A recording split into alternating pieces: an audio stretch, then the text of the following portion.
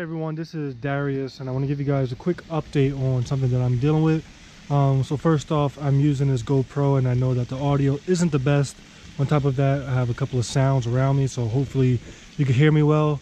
But this is my backyard pond and right now I'm forced to do a water change because I'm having some deaths for my koi. So we have two dead koi over here. One was found Sunday, this one was found today. I'll get a little bit more details on that later on. And then if we take a look at the koi, we have some of them breathing a little bit heavy. I'm gonna try to give you guys a close up on them. And on top of that, the turtle is swimming and it's gonna be freezing tonight. So that has something to do with global warming, I guess. The up and down temperatures, they really can't tell what to do. But the main issue is that my koi, they're breathing rapidly. I already had two deaths and I don't know why.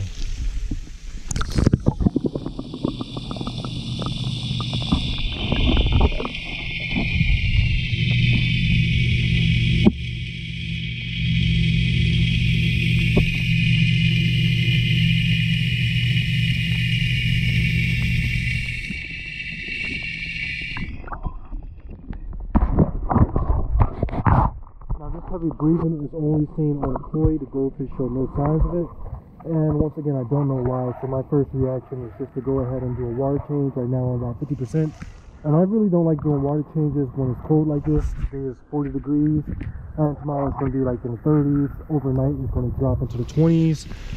So far my pond hasn't been cold at all when it comes to temperature. And now if we take a look at the thermometer,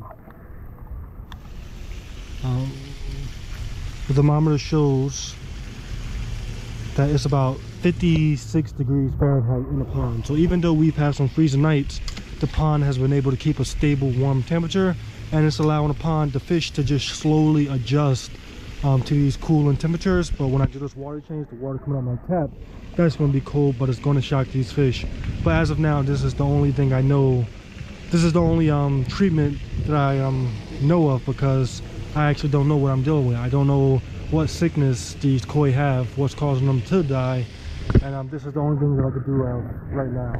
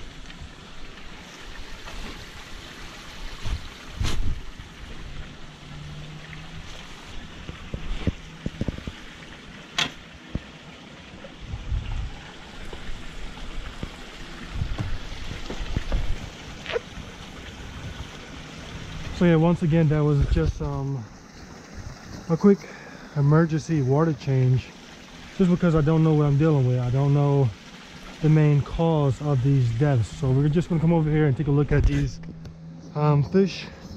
So this right here is the one that I found today. This was the one that I found Sunday. Let me see if I can get you guys some measurements, and these are not the biggest fish in this pond.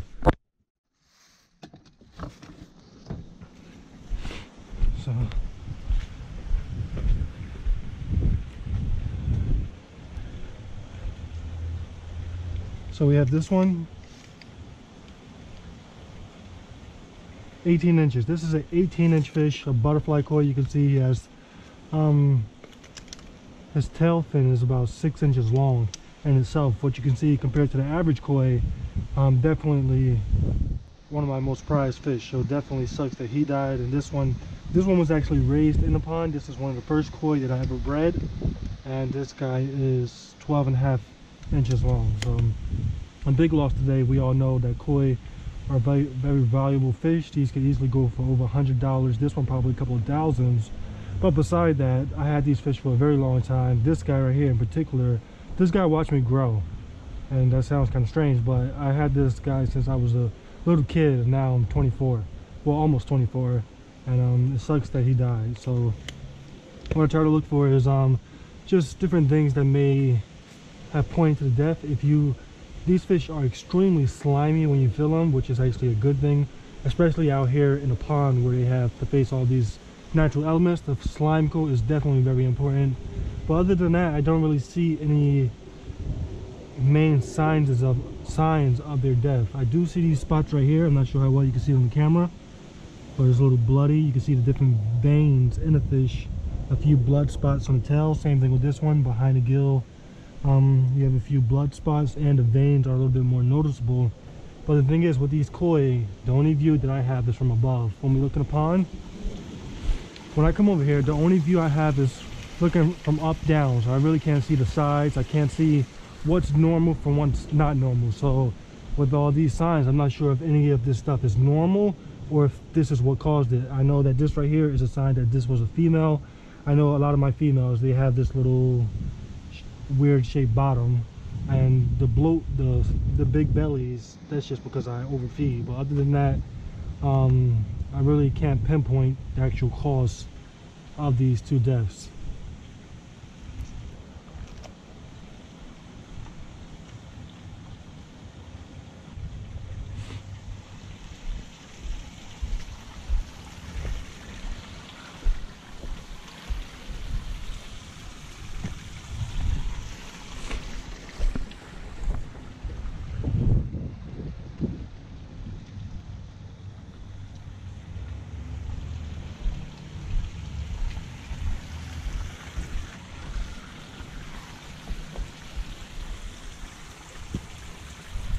Now I'm burying them in my pond area, hoping that by the time spring comes around, all the plants, these right here are lilies, and I have just all different types of plants. Hopefully these two fish can at least come back in the form of these plants, and they could be a nice fertilizer for these plants.